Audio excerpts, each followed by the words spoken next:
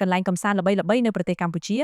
ជាសម្បូរទៅដោយតំបន់ទេសចរបែបវប្បធម៌ប្រវត្តិសាស្ត្រធម្មជាតិភ្នំទឹកជ្រោះនិងឆ្នេរសមុទ្រដ៏ស្រស់ស្អាតខាងក្រោមនេះជាកន្លែងកំសាន្តសំខាន់ៗដែលគួរទៅទស្សនាមួយ Angkor Wat ខេត្តសៀមរាបលក្ខណៈពិសេសជាប្រាសាទធំបំផុតក្នុងពិភពលោកជាបេតិកភណ្ឌពិភពលោករបស់ UNESCO ល្បីខ្លាំងដោយទេសភាពថ្ងៃរះនៅមុខប្រាសាទកន្លែងគួរទស្សនាបន្ថែម Bayon Ta Prom Angkor Thom Phnom Penh លក្ខណៈពិសេសជារាជធានីរបស់កម្ពុជាមានវប្បធម៌ប្រវត្តិសាស្ត្រនិងជីវភាពទីក្រុងទំនើប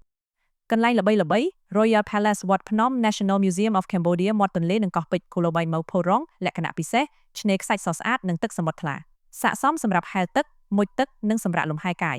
អាចមើលពន្លឺជីវភ្លើង Bioluminescent Plankton នៅពេលយប់ Koh Lobun Koh Rong San Lum បរិយាកាសស្ងប់ស្ងាត់ជាងកោះរ៉ុងស័ក្តិសមសម្រាប់អ្នកចូលចិត្តធម្មជាតិនិងការសម្រាកមានឆ្នេរ Lazy Beach និង Sarasen Bay ដ៏ស្រស់ស្អាតអូ5 George Mondulkiri លក្ខណៈពិសេសខេត្តមានអាកាសធាតុត្រជាក់ពោពេញដោយភ្នំព្រៃឈើនិងទឹកជ្រោះកន្លែងល្បី Busra Waterfall តំបន់អភិរក្សដំរីព្រៃស្រោសែនមនោរម្យ6 Kampot លក្ខណៈពិសេសទេសភាពទន្លេនិងភ្នំល្បីដោយម្រេចកំពតកន្លែងទស្សនា Boko National Park ទន្លេកំពតកសិដ្ឋានម្រេចប្រប្លាយកាប់ខេបល្បីដោយអាហារសមុទ្រជាពិសេសក្តាមកែបមានឆ្នេរកែបនិងកោះទន្សាយ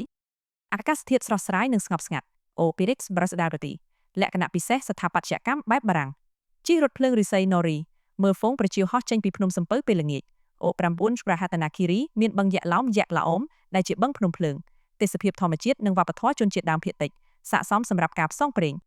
10 Preah Vihear មាន Preah Vihear Temple ដែលស្ថិតលើកំពូលភ្នំដងរែកអាចមើលទេសភាពដ៏អស្ចារ្យពីលើភ្នំជាបេតិកភណ្ឌពិភពលោករបស់ UNESCO ពេលវេលាល្អសម្រាប់ដំណើរកម្សាន្តខែវិច្ឆិកាដល់ខែកុម្ភៈអាកាសធាតុត្រជាក់និងស្រួលធ្វើដំណើរខែមីនាដល់ខែឧសភាក្តៅខ្លាំងប៉ុន្តែស័ក្តិសមសម្រាប់ឆ្នេរសមុទ្រខែមិថុនាដល់ខែតុលារដូវវស្សាទេសភាពបៃតងស្រស់ស្អាតជួបគ្នានៅវីដេអូក្រោយសូមអរគុណ